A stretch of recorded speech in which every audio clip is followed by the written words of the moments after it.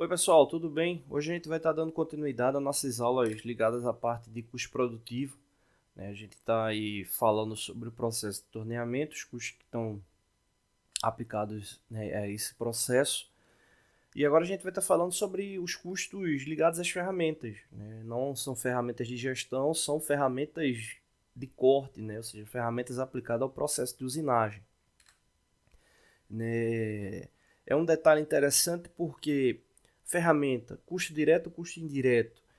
Se a gente for levar em consideração o equipamento quando ele é comprado, seja um torno CNC, um torno convencional, ele não vem com ferramenta, né? Mas normalmente você tem um kit básico de ferramentas que você acaba considerando que vai estar atrelado ao equipamento, né? Então é comum comprar o equipamento e comprar já um grupo de ferramentas para um equipamento ou para o grupo de equipamentos que você venha a utilizar.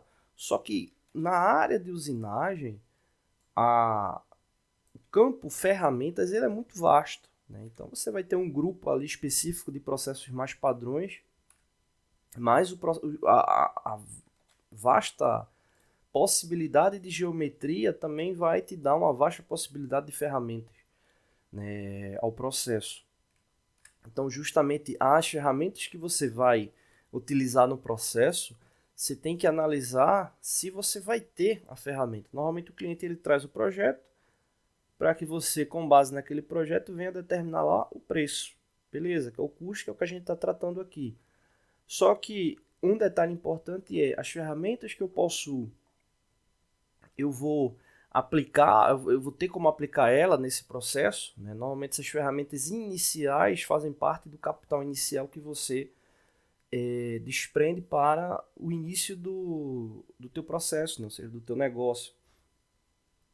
Só que muitas vezes o processo geométrico de uma peça varia e às vezes você tem que ter uma ferramenta específica para aquela fabricação. Então, essa análise das ferramentas que vão ser aplicadas ao processo é importantíssima. Por quê? Normalmente essas ferramentas elas vêm de fora, né? Principalmente ferramentas de metal duro, né? Ou outros componentes, né? Que vão estar ligadas a processos de usinagem com alta rotação na maioria das vezes. Então, às vezes é o tempo de chegada de uma ferramenta, por exemplo, uma ferramenta especial que não tem uma geometria de cor tão comum.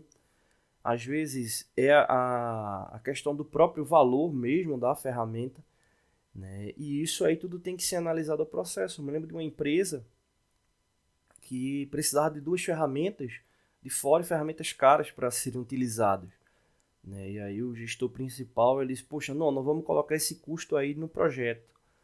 Vamos comprar a ferramenta para deixar ela aí estocada quando vier uma nova necessidade, ela já está aí.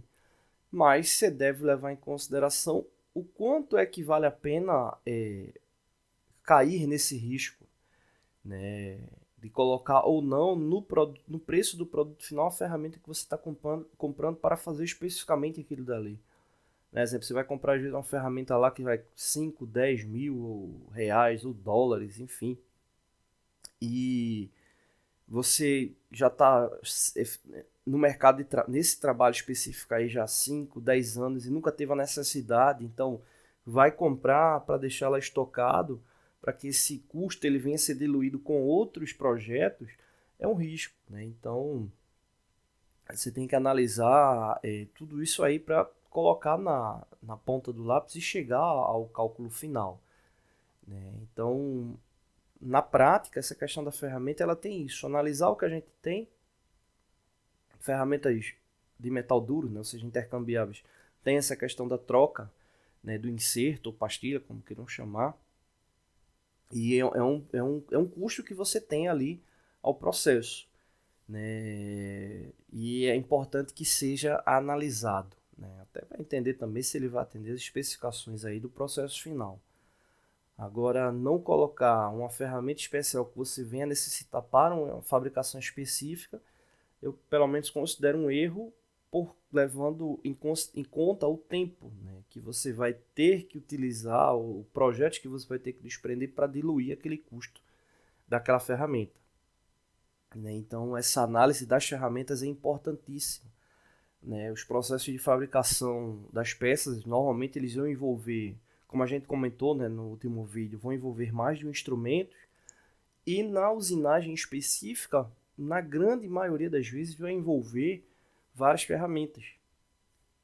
Então são consumíveis que, dependendo do tipo, da quantidade, do tipo de uso ou da característica dele, que vai ter uma depreciação rápida, né? Então pode ser que você venha utilizar lá um inserto e ele naquele processo de fabricação ele já chega ao seu ponto limite de uso, né? Então às vezes você vai utilizar bem mais de um inserto para atender lá o projeto, e aí vai depender também do lote de peças que você vai estar fabricando. Então é importante ficar atento com essa questão do custo das ferramentas. Aí você pode perguntar, tá, mas eu tenho já um grupo de ferramentas aqui específico, como é que eu vou colocar o custo em cima? Normalmente a gente trabalha com o fator de depreciação, né? Porque a gente tem a questão do suporte da ferramenta em alguns casos e tem a questão do inserto, né? Então dá para separar suporte e inserto, né? Muitas vezes o grande custo ele está no inserto, né? Mas é importante analisar a ferramenta por ferramenta que vai ser utilizado. Então, o ideal de fato é a gente ter uma tabela que venha identificar isso, né? Então, exposto essas duas aulas, né, de instrumento e de